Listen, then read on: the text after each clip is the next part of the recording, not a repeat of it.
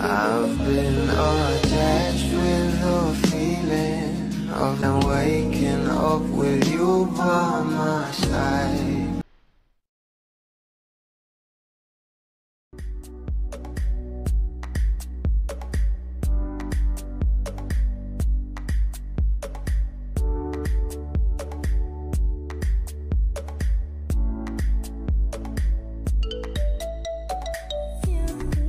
Ay pauwi na nga itong ating Donnie at Belle dito sa Manila galing Batanes na talaga namang umani nga agad ito ng maraming komento at pinag-uusapan na dahil grabe nga raw talaga ang pagtrato ng ating Donnie kay Belle Mariano. At sa mga nakakita nga sa ating couple ay talaga namang kitang-kita nga raw sa dalawa na sobrang mag-asawa vibes nga raw ito.